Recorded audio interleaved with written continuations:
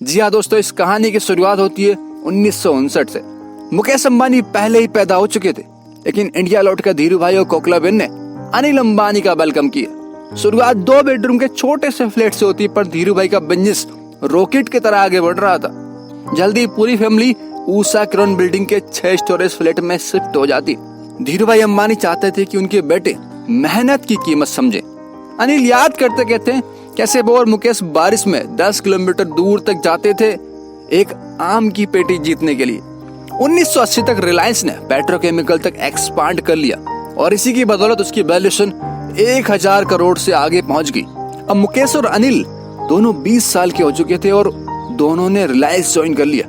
मुकेश बने ऑपरेशन के मास्टर और अनिल इन्वेस्टर रिलेशन और मीडिया सेक्टर संभालने लगे। मुकेश बिल्कुल सिंपल फैमिली मैन थे, जबकि Anil flashy Bollywood parties, high society limelights, और इसी लाइमलाइट में उन्हें अपना प्यार मिलता है, टीना मुनीम। पहले तो फैमिली ने अपोज किया, पर फाइनली 1991 में दोनों शादी कर लेते हैं। लेकिन असली तूफान आना अभी तक बाकी था। 2002 में धीरू भाई अंबानी का सडन हार्ट अटैक से देहांत हो जाता है। उस वक्त उनकी नेटवर्थ लगभग 2.5 लाख करोड़ से ज्यादा थी। कोई बिल नहीं था, इसलिए हिंदू उत्तराधिकार अधिनियम के तहत कोकिलाबेन और दोनों बेटों के बीच में संपत्ति को बांट दिया गया। मुकेश बने चेयरमैन और अनिल वाइस चेयरमैन, पर दोनों की सोच बहुत अलग थी। मुकेश चाहते थे वो अकेले डिसीजन ले, पर अनिल इक्वल पावर डिमांड करते। कंपनी में मतभेद बढ़ने लगा, यहाँ तक कि फाइनेंस मिनिस्टर प्रणब मुखर्जी ने भी इसे सुलझाने की कोशिश की, पर रिजल्ट 0 का 0 ही रहा। आखिरकार मां कोकिलाबेन ने दखल दिया और कंपनी को 2 हिस्सों में बांट दिया गया। मुकेश के पास गया रिलायंस इंडस्ट्रीज एंड पेट्रोकेमिकल, वहीं अनिल के पास फ्लैशी सेक्टर जैसे रिलायंस कम्युनिकेशन, पावर, एंटरटेनमेंट। एक नॉन कॉम्पीट एग्रीमेंट भी साइन हुआ। भाई भाई के बीच बिजनेस में एंट्री 10 साल के लिए बैंड कर दी गई, पर यही एग्रीमेंट फ्यूचर में खतरनाक साबित हुआ। बंटवारे के बाद अनिल अंबानी की ग्रोथ ने बहुत तेजी पकड़ ली। उनके रिलायंस कम्युनिकेशन के लो कॉस्ट मोबाइल प्लान्स ने पूरी टेलीकॉम इंडस्ट्री को हिला के रख दिया।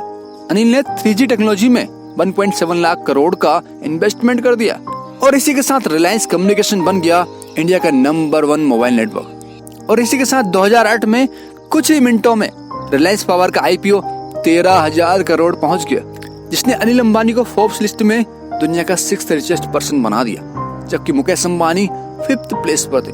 पर इसी के बाद कहानी में यू टर्न आता है। अनिल ने उत्साहित होकर 3G बिजनेस को बढ़ाने के लिए 16,000 करोड़ का कर्ज ले लिया। रिलायंस कम्युनिकेशन और MTN के मर्जर की डील होने वाली थी, पर मुकेश के राइट ऑफ फर्स्ट रिफ्यूजल ने इस डील को रोक दिया। फिर क्या था, अनिल अंबानी के सामने सारे दरवाजे बंद पड़ गए। उसी ईयर 2G स्कैम के चक्कर में उनके MD और वाइस प्रेसिडेंट अरेस्ट हो चुके थे, और तभी अनिल ने चाइना के 3 बैंक से 1 लाख करोड़ का लोन लिया ताकि वो अपनी यहाँ की उधारी चुका सके। मतलब बात सिंपल सी थी, उधारी पर एक और उधारी। पर सबसे बड़ी गलती 2010 में हुई, जब अनिल अंबानी एक बड़ा प्लांट लगाने के लिए 8,000 करोड़ का लोन लेते हैं। एग्रीमेंट था कि मुकेश अंबानी सस्ती कीमत पर उन्हें गैस प्रोवाइड करेंगे, पर कोर्ट ने मना कर दिया। फिर क्या था, मार्केट रेट से अप्लाई हुए और अनिल का प्रोजेक्ट कॉस्टली हो गया। कोर्ट डिसीजन मुकेश अंबानी के पक्ष में गया और अनिल की कंपनी के शेयर्स क्रैश हो गए।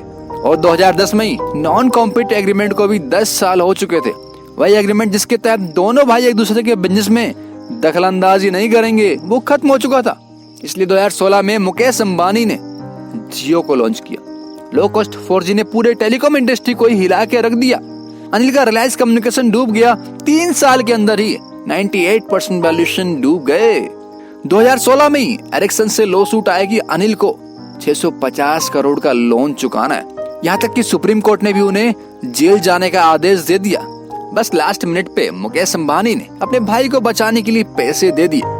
अनिल अंबानी जेल जाने से तो बच गए, पर यह उनके लिए सबसे बड़ी बेइज्जती थी। 2016 में रिलायंस कम्युनिकेशन ने बैंकरप्सी फाइल की। चाइनीज बैंक ने भी उनपे 6,000 करोड़ का केस ठोक दिया। 2020 में अनिल ने कोर्ट में डिक्लेयर किया, मेरे पास अब कुछ भी नहीं बचा है।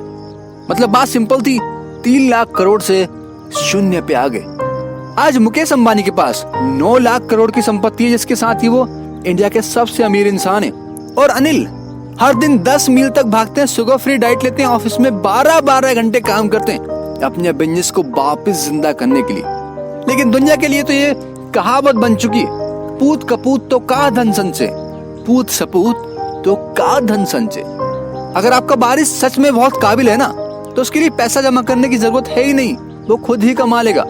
और अगर आपका वारिस बहुत ज्यादा खर्चीला बर्बादी करने वाला है, तो कितने कमा लो वो सब सफा चिट कर जाएगा। दोस्तों, क्या होता अगर दोनों भाई मिलकर काम करते? शायद अंबानी फैमिली दुनिया की रिचेस्ट फैमिली होती।